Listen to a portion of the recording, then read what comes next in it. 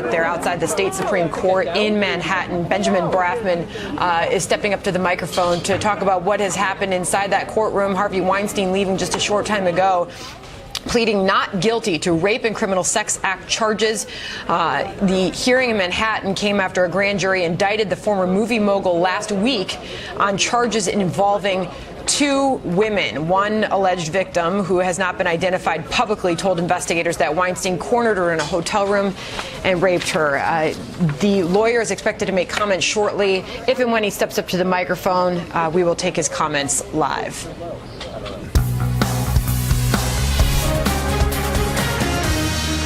I would have taken my punishment the same way, like a man. I made a mistake when I was a young kid. It was a clear attempt by the Department of Justice, under Obama, to use me as a scapegoat to take the heat off Hillary Clinton for mishandling classified information. So that's a former Navy sailor, Christian Saucier is his name, explaining why he's planning to sue former President Barack Obama and the former FBI Director James Comey. He says the previous administration was a lot easier on Hillary Clinton in her handling of the sensitive information, and he was treated unfairly. He says he was pardoned, or rather he was pardoned by President Trump after serving a year in federal prison for taking photos of classified sections of the submarine where he was stationed. Former Utah Congressman Jason Chaffetz with me now, also a Fox News contributor. Sir, good day to you, Jason, and good morning. Here's his statement from a moment ago. We think the IG report the IG report will add much information to our lawsuit to show how stacked the justice system has been for my client in comparison to Hillary Clinton.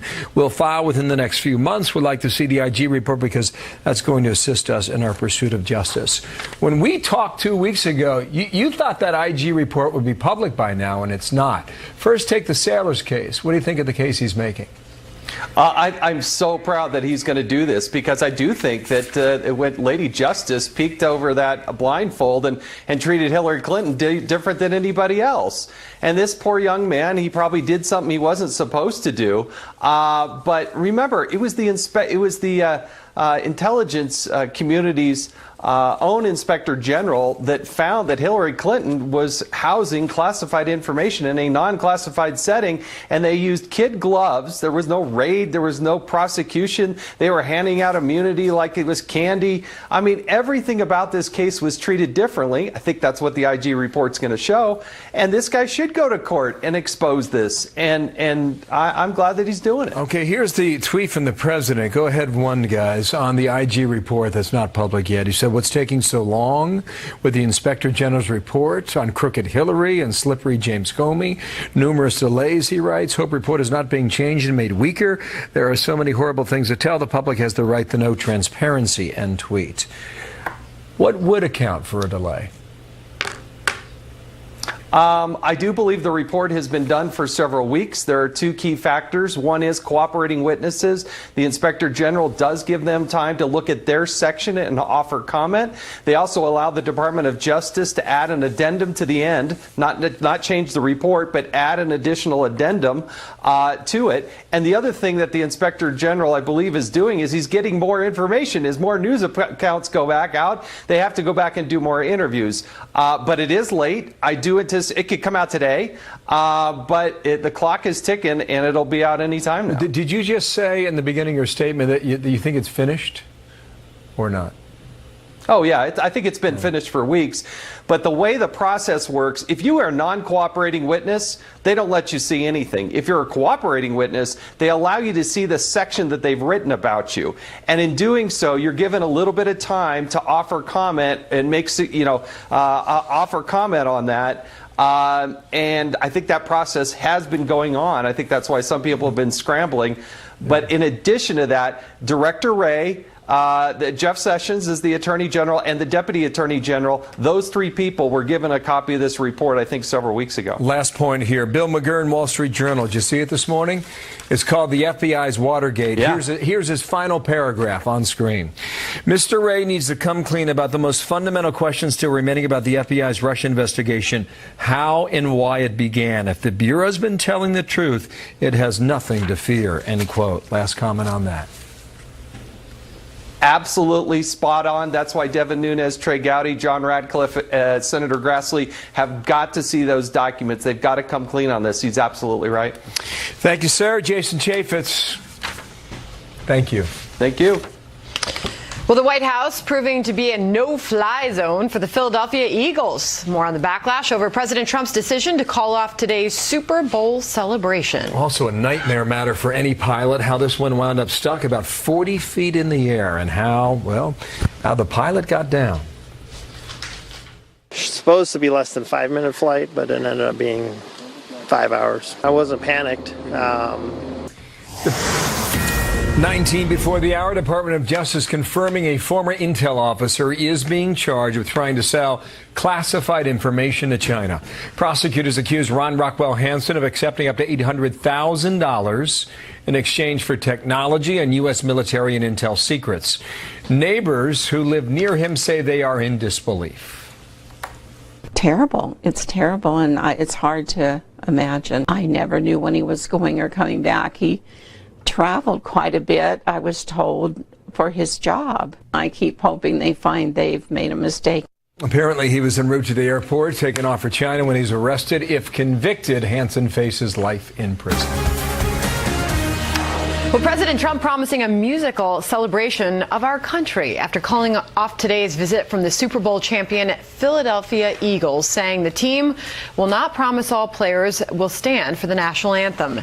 Pennsylvania Senator Bob Casey slamming the decision, tweeting this: "I'm proud of what the Eagles accomplished this year. I'm skipping this political stunt at the White House and just invited the Eagles to Congress. Eagles, how about a tour of the Capitol?" says the senator. Joining me now is Carly Shimkus and Jared Max, both reporters for Fox News Headlines 24/7. Hello. Hello. So this is getting interesting. What does this afternoon look like, Carly? Well, the president says that it's going to be, like you said, a musical celebration. There's going to be a patriotic theme, a celebration of America. The one thing that it won't include is anything to do with football. Well, certainly we'll have the national anthem, but no celebration of the Eagles whatsoever. Yeah, so the president says, "I'll be there at 3 p.m. with the United States Marine Band, the United States Army Chorus to celebrate America." Meanwhile, this is what the Philly mayor is saying. Disinviting them from the White House only proves that our president is not a true patriot, but a fragile egomaniac obsessed with crowd size and afraid of the embarrassment of throwing a party to which no one wants to attend. Why? What is going on, This Jared? morning, former Arkansas Governor Mike Huckabee suggested on Mornings with Marie on Fox Business Network that maybe it's time that this is not standard operating procedure, that championship teams go to the White House. For people around today, you don't think so much back in time, but this really only became a tradition around the mid-1980s, where it started to become for every sport. And because we live in such divisive times, a hotbed for dangerous things that could take place, maybe it's best if they don't. What did you think, though, about, there were 9 players, right, who RSVP'd, yes, we'd like to attend? Yeah, so, it would have been nice to see them there because they did want to go to the White House. If somebody asked me to go to the White House, I would certainly not say no. We always talk about how divided our country is right now. This is hands down the most polarizing pop culture topic there is right now. And at the heart of it are very important issues. We have the national anthem and law enforcement, 2 things that should never be disrespected. But on the other side, there are claims of social injustice, freedom of speech and expression. The biggest takeaway is that the fans lose here because Jared and I talk about this all the time. Sports and politics don't mix. And this is a very strange thing where they are, coming at a crossroads, and fans hate it. That's why the NFL ratings are down. There are a lot of reasons for that, but that is one big reason that in many polls always comes up. This national anthem kneeling controversy, fans don't want to deal with it. We find that we sort of got a sense we were going to move beyond this, right? For a brief moment when it was announced that the players, if they didn't want to stand on the field, the NFL said, go stay in the locker room while the anthem plays. But no, here we are again, and the Players Association has responded. Yeah, the NFL Players Association today, standing up for the Philadelphia Eagles, they released a statement in which they say that the union is disappointed by the decision by the White House. And the most important part of this, they say, is that this decision has led to the cancellation of several player-led community service events for young people in the Washington, D.C. area. We look to sports as Carly was just mentioning, or where it used to be entertainment, as this great escape. And we need that great escape. I know as sports fans, certainly you think in terms of, we need that for our quality of life. We have to have fun time. And when the fun time, we have to take the serious stuff. The issues are very real. Yeah. But where's the place for them? Yeah. And where's the entertainment in our football, and, right? Absolutely. And the NFL has tried really hard to get past this national anthem thing. Of course, they said that you have to stand next season, and if you don't want to stand, stay in the locker room. I think for a lot of people, this is really visual. They see players kneeling in a stadium that is being protected by police, and that rubs a lot of people the wrong way. And it also gives players the opportunity to do it. My take would be, if I'm running the networks, I don't show the players kneeling. You want to kneel? Kneel. That's your right. But at what job can you go to Maybe and just show the singer? Say, I'm going to be an activist at my job? You know and get who's away got some with it? strong feelings on all of this? Bill Hemmer. You know, I am. He's sitting over here. Here's what I think. Chomping at the I bit. think 3 o'clock this afternoon is going to be very interesting. Who's going to show? Who's going to be there? How many fans are going to be there? Yeah, how many too? fans will show up to it? Right on that. They could have had it. I mean, the Eagles did not kneel for the national not anthem. one Correct? Eagles player This kneeled is not a last year. team that kneels. Correct. But I think it's personal. And if you go back to the Super Bowl and you hear some of these players from the Eagles teams, they clearly did not like this administration and do not like this president. And I think that's the point where it went. But you could have had it. Yeah. You could have had the I think 9 you or hit the 10 nail and on the head. really flown the flag for those who chose to Yeah, the participate. president said, okay, only 9 people are going to show up. I think he sees that as disrespecting the office, and he sees that as disrespecting him, and he decided he didn't want to go there. The NFL, though, by the way, what did they pledge? $89 million to social justice charities. Yes. So they are really trying to work both sides of this, and they are losing every single time. It's like a no-win situation. The owners didn't want to be involved in what became a political fight and a racial fight. They're here to play football. This is what they do. What the league will tell you, though, is that they had this down to, they believe, a half a dozen guys who were kneeling, and they thought they had the situation under control. Now the whole thing is, why isn't that was Kaepernick playing? Let me That's ask what you they say. something, and It's this is the question everybody at home has.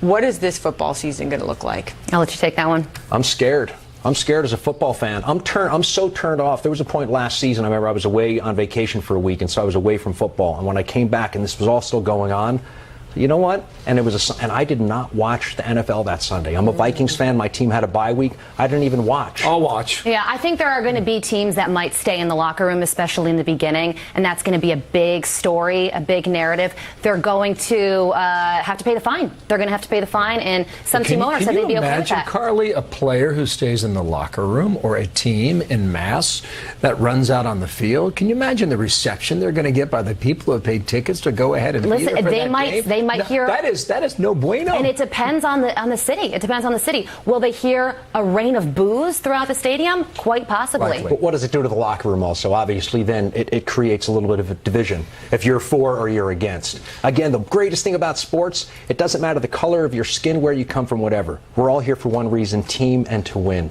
And that's what made it so great. And what does this do to young people in this sport? You know, what is the future of this sport based on everything that happened? And still the injuries as well is a big thing. I think it's still in a bull market. I mean, maybe it's moving sideways According right to now, Bill but Hemmer. I still think... According to my husband, too, who says if we have a boy, he's playing football. Me too. Yeah. Right on. Well, nice to see Well, you guys. I teach my 3-year-old to stand for the national anthem. Yeah, so that's right. Take off your hat, little one. Thank you, Jared. Thanks, Bill. Carly. Thanks a lot. Appreciate it. Primary day, 8 different states. They're voting today, folks. We are live in a state where several Republicans are trying to flip a seat in the U.S. Senate. We will take you there in a moment. Coming up.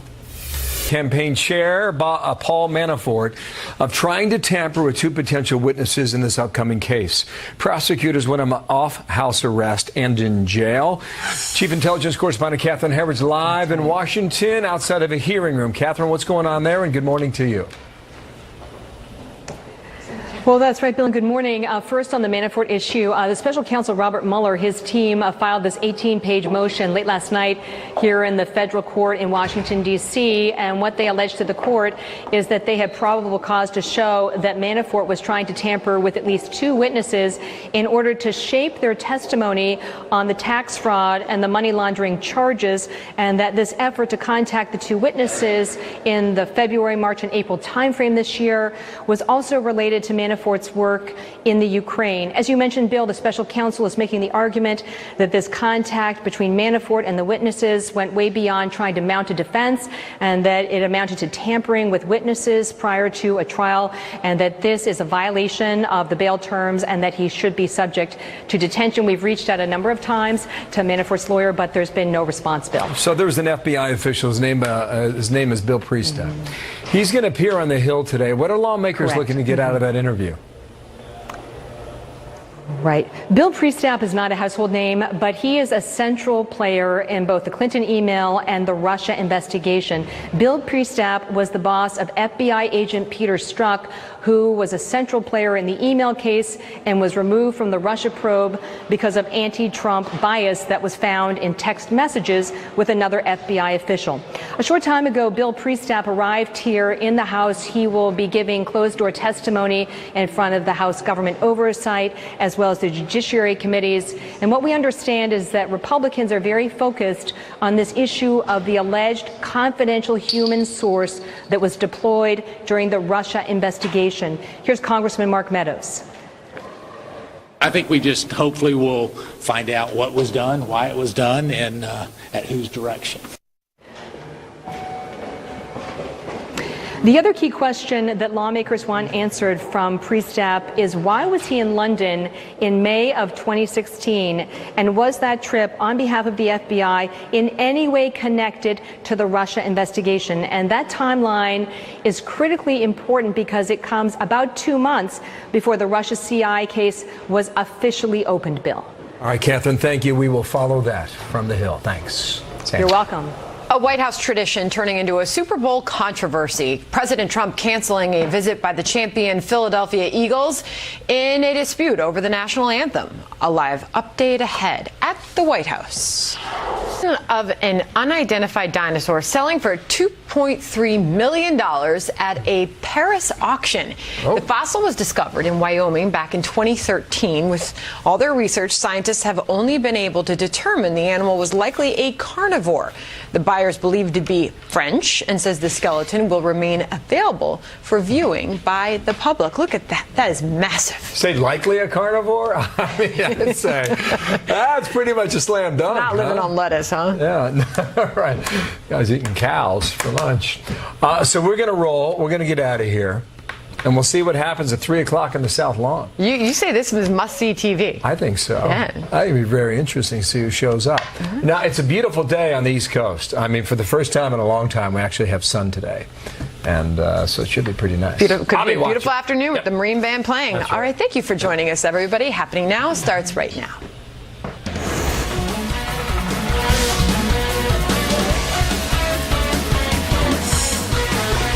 And we begin with President Trump taking new action in the national anthem controversy. He's called off a White House event honoring the Philadelphia Eagles, this year's Super Bowl champions. Good morning to you. I'm John Scott. And I'm Melissa Francis. The president disinviting the Eagles to the White House after a small number of players said they would show up. The president turning that event into a, quote, celebration of America where military bands will play the national anthem and other patriotic music. This as he also criticized the new NFL policy allowing players who want to protest during the national anthem to stay in the locker room. Chief White House correspondent John Roberts live now with more. John? John, it might sound like we're plowing familiar territory here. Something similar happened last year with the Golden State Warriors. That team was about to announce that they were not going to come to the White House when they visited Washington, but the president, sensing that that was going to happen, got out ahead of them and said, well, you're disinvited anyways. But I can't remember a time when we were this close to an appearance by some team members when the president said, I'm taking away the invitation for you to come to the White House. It happened after only about a third. The Philadelphia Eagles said that they would attend a celebration at the White House. The president in a statement last night saying they disagree with their president because he insists that they proudly stand for the national anthem, hand on heart, in honor of the great men and women of our military and the people of our country. Former Eagles wide receiver Torrey Smith, who's now with the Carolina Panthers, says it's not true that some Eagles players didn't stand for the anthem, tweeting, quote, if you are going to tweet facts. No one on the Eagles took a knee last season, though some players did raise a fist in protest during the playing of the national anthem. The president's still going to hold an event, as you mentioned at the top here, for the 1,000 fans who were invited to the White House South Lawn this afternoon, going on a Twitter tear about it this morning. We will proudly be playing the national anthem and other wonderful music celebrating our country today at 3 p.m. The White House with the United States Marine Band and the United States Army Chorus honoring America. NFL, no escaping to locker rooms. Joe Lockhart, not a locker room, but a Lockhart, who was the press secretary for President Clinton and the recently departed comms director for the NFL, put the hard tackle on the president this morning. Listen here. I think it's the latest example of the imperial presidency, how Trump sees himself as the president. Last time I checked, it wasn't his house. He doesn't get to decide, this is the people's house. And it shouldn't matter whether 10 players are coming or 30 players are coming. A reaction this morning from the NFL Players Association saying that they are disappointed by the president's decision to cancel the invitation, adding, quote, this decision by the White House has led to the cancellation of several player-led community service events for young people in the Washington, D.C. area. No word on why the players couldn't have gone ahead with those local community events. The Golden State Warriors went ahead and did some events for kids while they were here, though we should add that they were going to be in town anyways to play the Washington Wizards the next day. Big development in the special counsel investigation. Robert Mueller is seeking to put Paul Manafort, the president's former campaign manager, in jail, alleging that he has been trying to influence witnesses while on conditional release. In a court filing yesterday, Mueller arguing there is probable cause to believe that Manafort has violated the law, attempting to tamper with potential witnesses while on pretrial release, and accordingly has violated the conditions of his release. Mueller tells the court that Manafort has been seeking to contact former business associates from a public relations firm that he worked with. Mueller alleging that Manafort has tried to contact two individuals on their cell phones and by encrypted text messaging, even sending them news articles, according to Mueller, quote, in an effort to secure materially false testimony. According to court documents, the two individuals tried to avoid Manafort's communications, believing he was attempting to suborn perjury. Mueller wants to put Manafort in jail and take away his means of communication. Now, this could all be another attempt by Mueller to put pressure on Manafort to see if he could turn evidence against the president. No response from Manafort's camp just yet. The president, though, weighing in today again on the Russia investigation and his favorite piñata, the Attorney General Jeff Sessions. The president tweeting out this morning, the Russia witch hunt continues, the Russian witch hunt hoax continues, all because Jeff Sessions didn't tell me he was going to recuse himself. I would have quickly picked someone else. So much time and money wasted, so many lives ruined, and Sessions knew better than most that there was no collusion. Now, I talked to Rudy Giuliani last week, John, and he wasn't happy that the president is taking it to Jeff Sessions again, thinking that it really kind of takes the president away from some areas where he's making points on. But the president, famous for not listening to legal advice, and it would seem that he's not listening again this morning. John? Just another interesting Tuesday at the White House, huh, John? Just a Tuesday. All right. Tuesday morning. Yep. John Roberts, our chief White House correspondent. Thank you. A lot to break down. Let's get started with Hugo Gordon. He is editorial director, for the Washington Examiner. I want to start with these allegations against Paul Manafort using WhatsApp to try and get in contact with different people and shape their testimony about what they were dealing with. Right. I mean, all of this pertains to stuff that happened long before he was involved with President Trump, but it's not good no matter what. No, it's not good. As you say, it has nothing to do with the Russia investigation except tangentially and perhaps, as John Roberts was saying, to put more pressure on Mueller. It's about lobbying relating to Ukraine, and the WhatsApp messages appear to indicate, or pretty clearly do indicate, an effort to make sure that the witnesses in the case were singing from the same hymn sheet. Now, what Paul Manafort and his lawyers will say, and the actual texts themselves say, is that what we're saying is true, but nevertheless, trying to tamper with witnesses, and as one of them suggests, to suborn perjury is very serious, and it would put Paul Manafort in breach of his bail terms.